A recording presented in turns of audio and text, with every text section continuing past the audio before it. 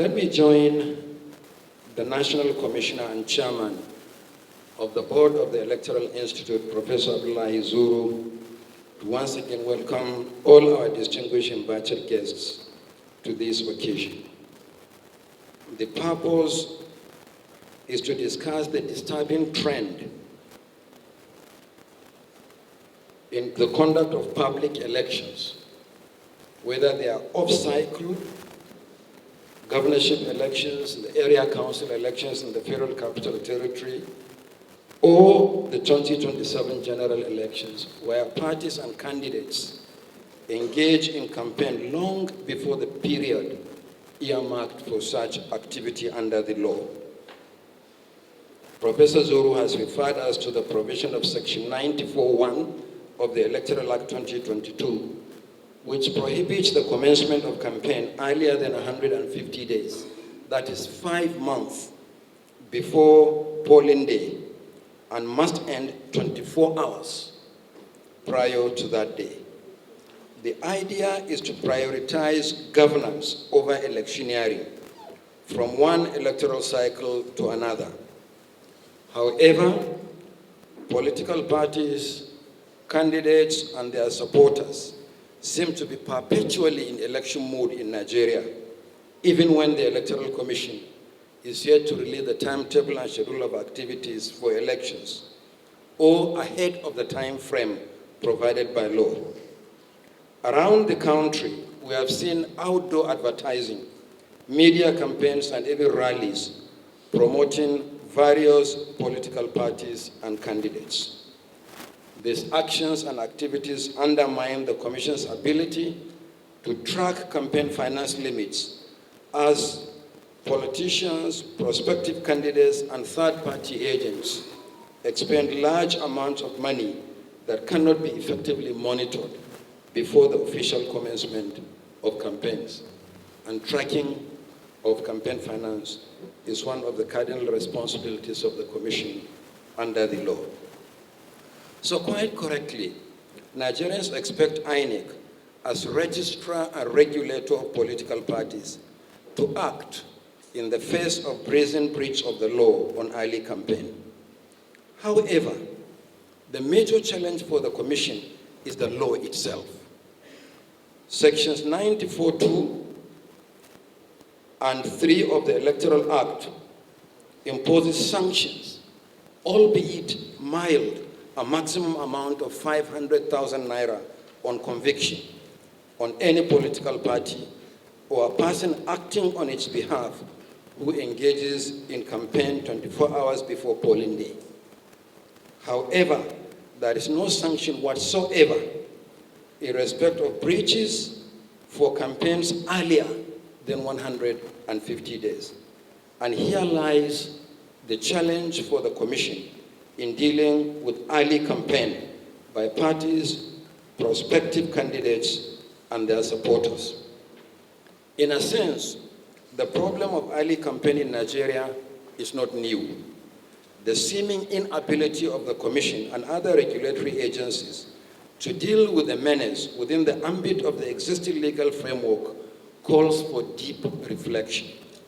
It is in this context that the Commission considered it appropriate to convene this meeting with legislators, leaders of political parties, law enforcement agencies, civil society organizations, experts, practitioners, and regulators to brainstorm on the way forward. I am glad that the immediate past chairman of INEC, Professor Jega, is here to share his experience on the matter in a keynote address. Similarly, the National Assembly is currently reviewing our laws.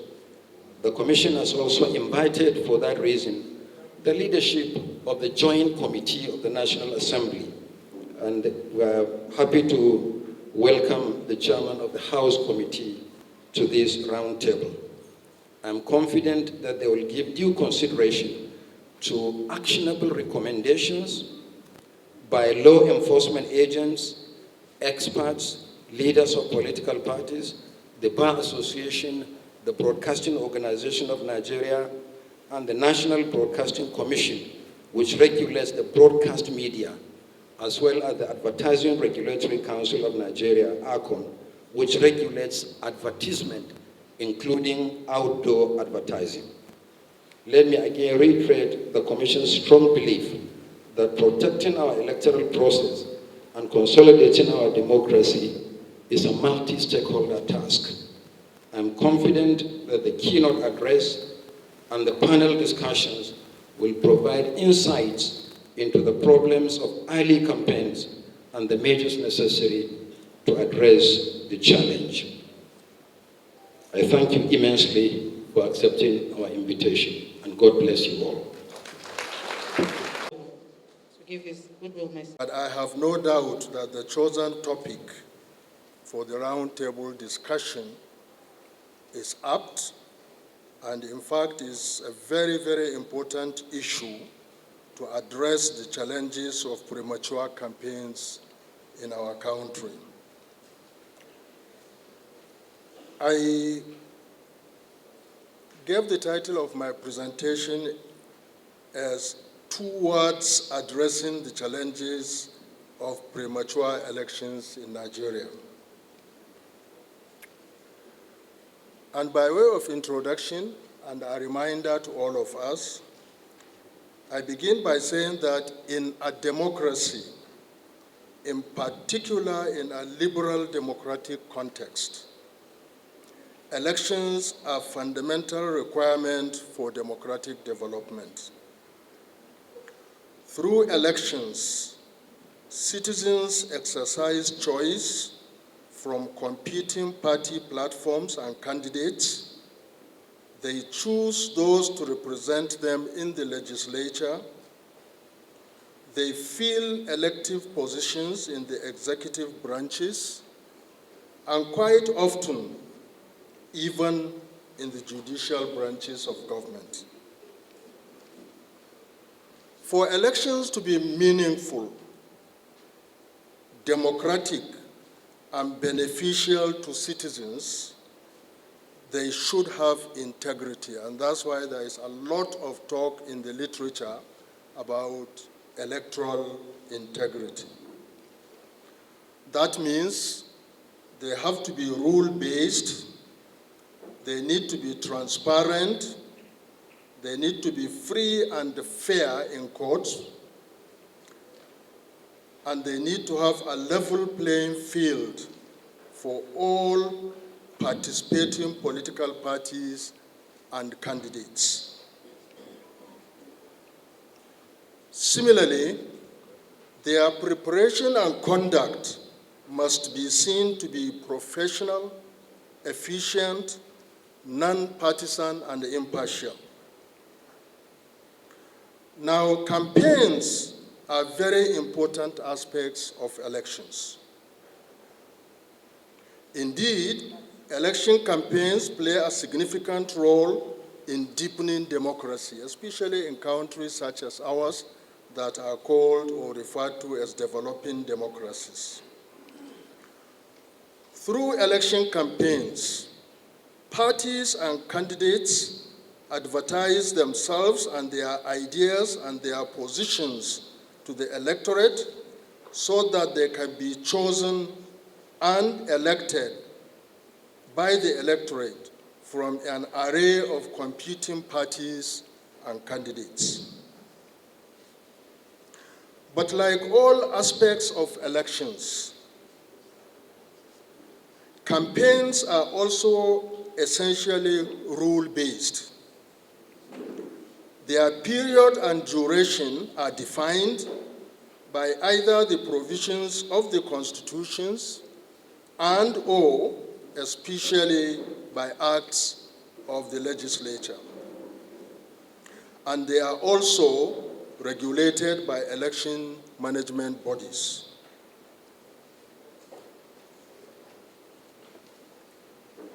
Thus, in virtually all electoral jurisdictions, the period for commencement and end of campaigns are specified. Sanctions are often provided for violations. The applications of sanctions, however, differs from one electoral jurisdiction to another. In general, the more carefully and unambiguously defined and strictly applied the sanctions are, the greater the deterrence against violations by parties and candidates. Conversely, the more vaguely defined, if at all, and poorly sanctioned, the more likely the violations by political parties and candidates. Hence, effective sanctioning is essentially the panacea for addressing the challenges of all election campaigns, especially premature election campaigns. Premature election campaigns are undesirable aberrations in democratic elections, posing serious challenges to the integrity of elections. If not properly checked, they pose one of the most serious threats to elections, and they undermine the integrity of the entire electoral process. Premature election campaigns are basically campaigns done outside the legally defined period. They create an uneven playing field for parties, for candidates, even for their supporters. They bring disrespect and they violate the electoral law. They confer unfair advantages to parties and candidates who jump the gun. They breach or entrench a culture of lawlessness and impunity, and they create political tensions, tensions that may even result in conflicts and the undermining of law and order in an electoral jurisdiction. To protect the integrity of the electoral process, therefore, most electoral systems require campaigns to be conducted according to the rules and regulations provided in the electoral legal framework, with due respect given to the calendar of the elections, respecting the right and freedoms of other parties to organize and campaign and reach out to voters, respecting election managers and not interfering with the performance of their duties, and using official complaint process and the legal systems for appeals.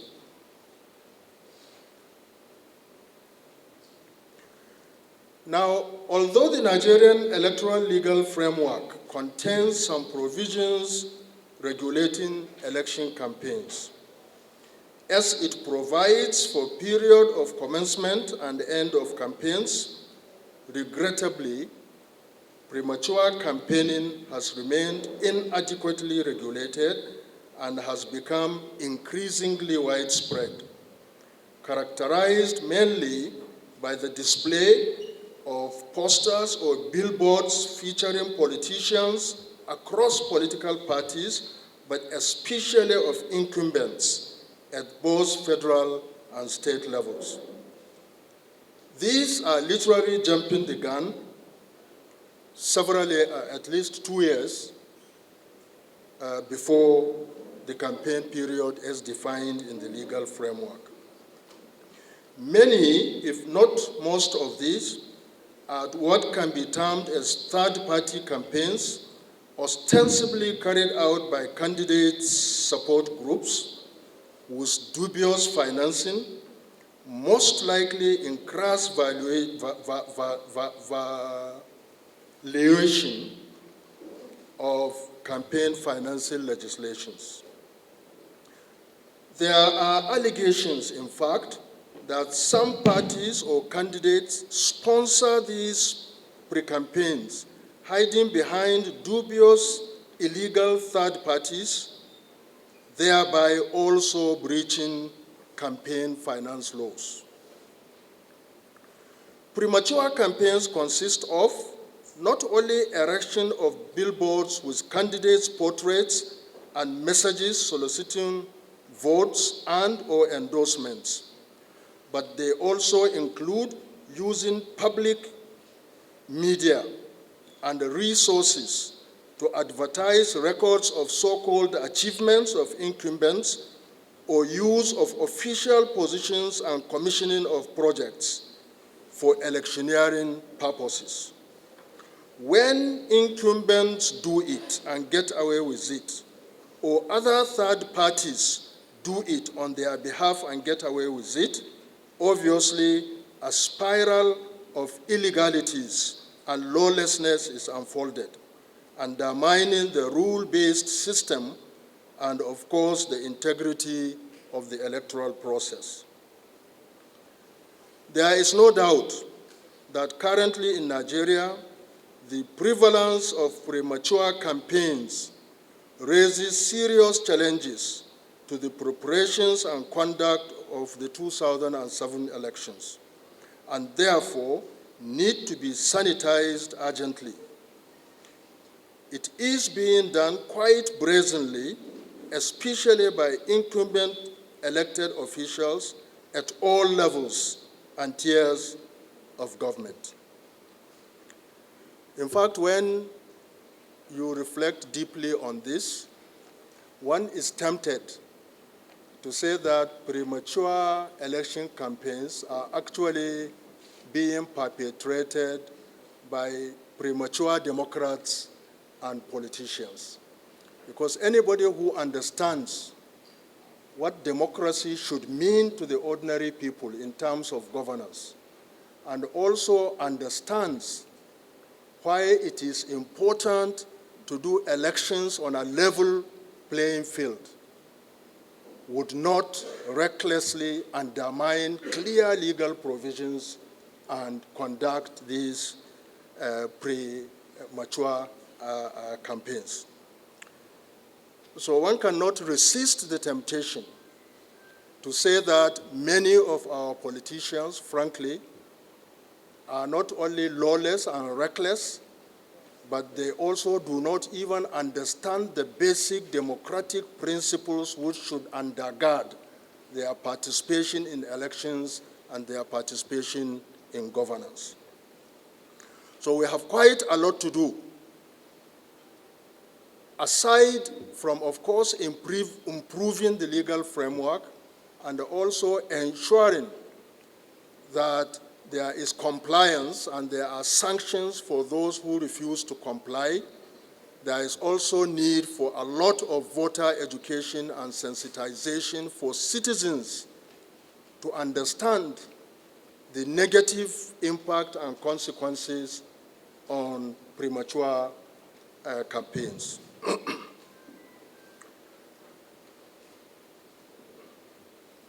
Now, the earlier presenters have mentioned what the Nigerian legal framework stated with regards to campaigns.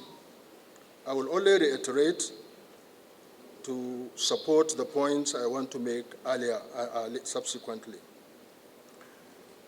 The Nigerian Constitution, as amended, is comparatively silent on the issue of election campaigns and related matters. But on monitoring of political parties in Nigeria, Section 83(2) of the Electoral Act 2022 states that the Commission, meaning INEC, may seek information or clarification from any registered political party in connection with any activities of the political party that may be contrary to the provisions of the Constitution or any other law, guidelines, rules, or regulations made pursuant to an act of the National Assembly.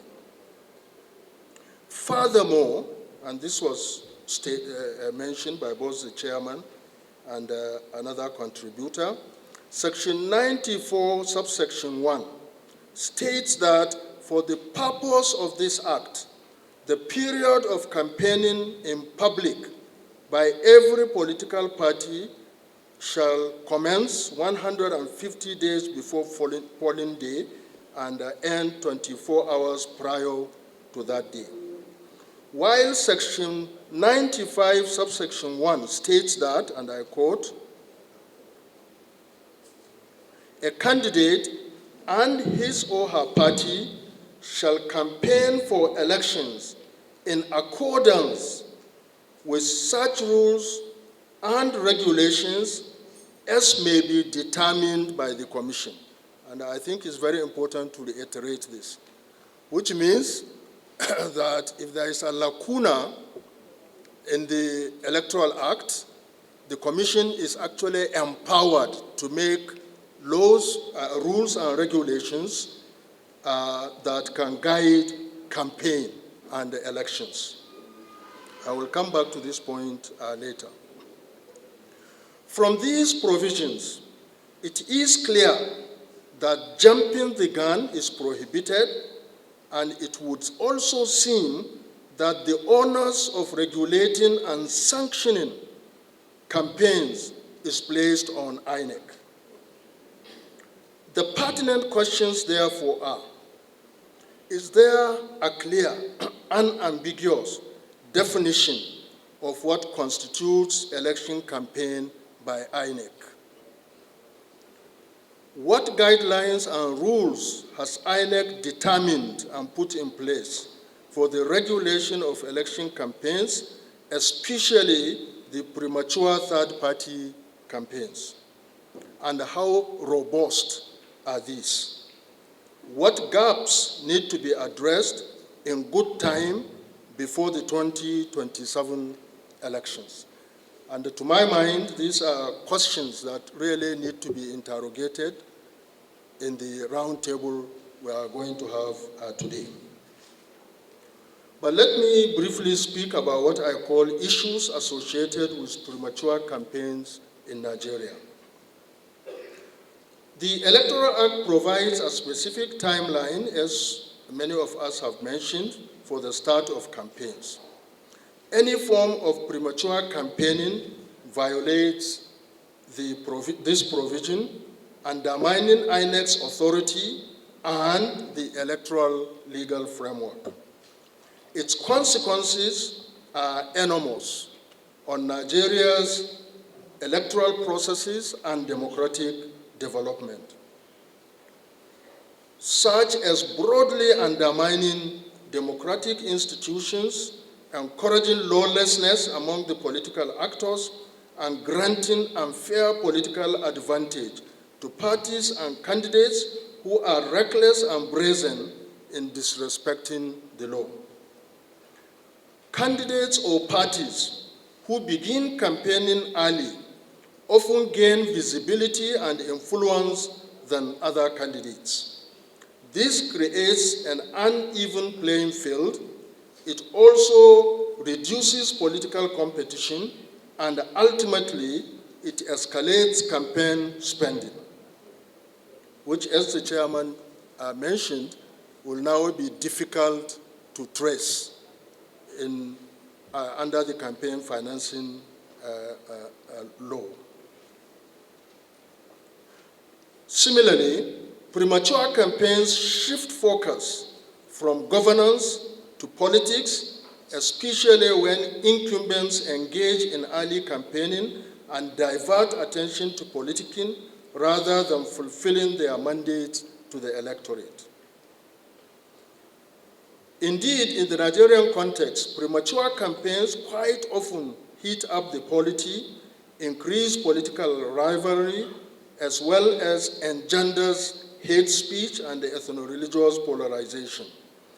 This often triggers violence, especially in politically volatile areas, deters peaceful political participation, and weakens the enforcement mechanism to punish the offenders. There are so many ways politicians exploit legal loopholes to engage in premature campaigns, such as consultative meetings, so-called consultative meetings, project commissioning, ceremonial events, and distribution of so-called palliatives. In fact, they spend less time in governance, and therefore they do less and less projects and have less and less palliatives to give. So they spend actually more time on these side events rather than on the main focus of governance for democratic development and meeting or satisfying the needs and aspirations of citizens.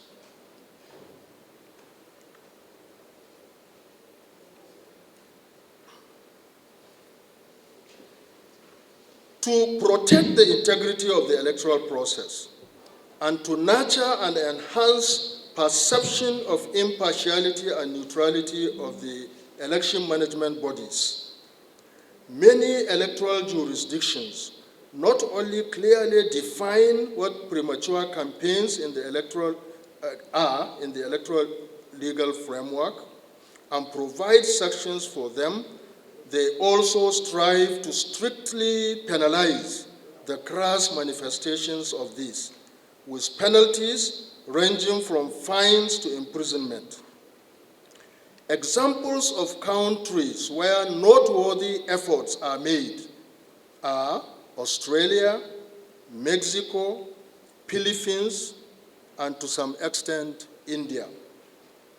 I regret to say that I am not comfortable about mentioning any African country where serious efforts have been made, to checkmate premature campaigns. Some are doing it, but frankly, most are below standard. It can be said that in the Nigerian case, certainly much needs to be desired, both in terms of explicitly defining premature elections in the legal framework, providing for stiff sanctions for them, and in strictly imposing the provided sanctions. Nigeria can benefit from how election campaigns are regulated and sanctions from other countries, especially those that I have mentioned, and we need to cast our net wide in order to draw appropriate lessons as we strive to improve our own legal framework for regulating election campaign, premature election campaigns. In this regard, I have ventured to make a few recommendations. First of all, I think that all election campaign offenses, and especially premature offenses, should be carefully defined with stiff penalties, specified, and strict enforcement where applicable. Obviously, there has to be what I call an alliance of stakeholders for credible elections to help drive this process in the legislature. I'm sorry, Honorable, he's not here, but many of the members in the National Assembly, where you will expect the legislations to be made, are actually beneficiaries of these challenges. And on their own, they are very unlikely to drive reforms that can remove these benefits from them. So really a strong alliance of stakeholders for improving the credibility of elections generally, but for addressing these specific issues and challenges is highly necessary. The Nigerian civil society has been quite vibrant, but it needs to expand the scope and to identify priorities, not carry all issues. Identify priorities and certainly addressing premature campaign finance, premature campaigns more specifically, and generally all campaign matters, to my mind, is a priority, and this should be addressed. And a lot can be done if we have such a strong, forceful, focused grouping of stakeholders that can engage the National Assembly and ensure that they drive these processes of reforms. So in virtually all electoral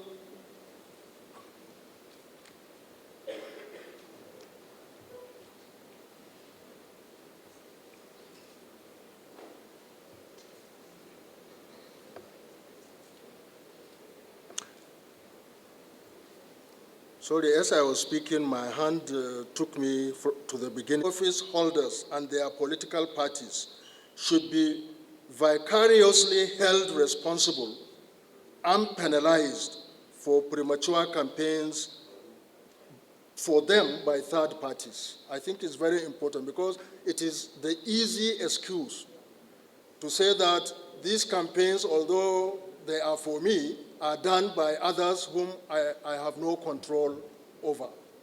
And it is very, very important to find ways and means, because once you can say parties and candidates are vicariously responsible for third-party campaigners for them, obviously they will have to take measures to ensure that they do not violate the law. It may sound easier said than done, yes, but serious solutions also require serious efforts. So I consider it something worthy of exploring. Thirdly, EFCC and ICPC should pay special attention to third-party campaigners and thoroughly interrogate their sources of funding. I say this because the chairman himself mentioned, because the period of elections is defined in the legal framework, so perhaps there is hesitation on the part of the Electoral Commission to go beyond that period and start looking at the finances of these third-party candidates.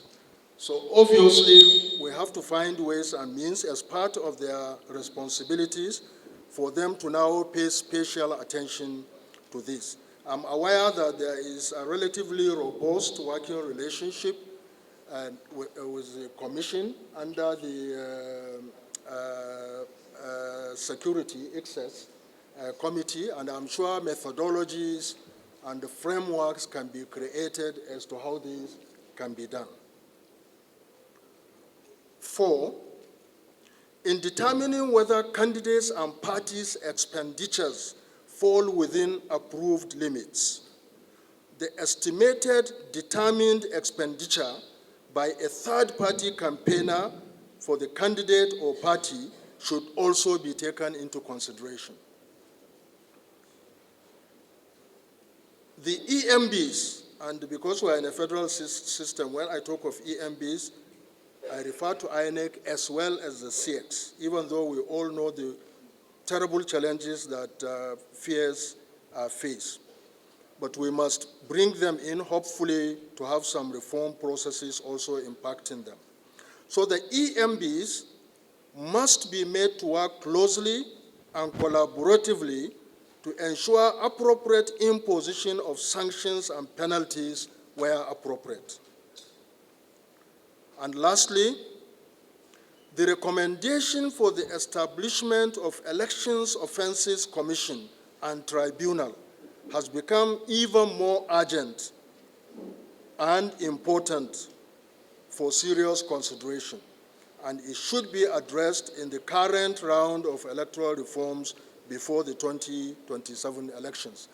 Because the more you say EMBs or INEC should do this, should do this, should do this, many of us believe that INEC is already overburdened. So if we really want successful, impactful reform process addressing some of these challenges, we must also look for ways to reduce the burden on INEC, where other actors can come into the field, whether a coalition of civil society organizations or the EFCC and the ICPC, and so on and so forth.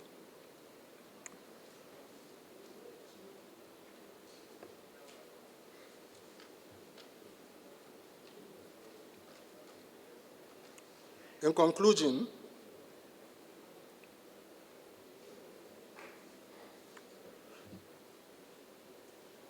In electoral jurisdictions, such as ours in Nigeria, we need to recognize that unscrupulous or dubious political finance could easily be used to prosecute premature campaigns.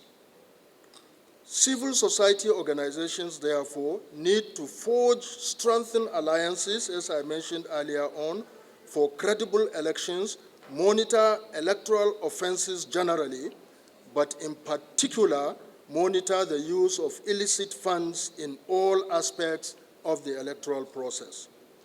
There is also the need to increase campaigns and enlightenment towards citizen education and the nurturing of democratic political culture among citizens and the electorate. As I said, I've been away from this terrain for quite a long time. I hope I am not confusing all of you with my suggestions and recommendations, but I am glad and I truly appreciate the opportunity to participate in this 360 cycle of election due to the continuous occurrence of by-elections and the off-season election.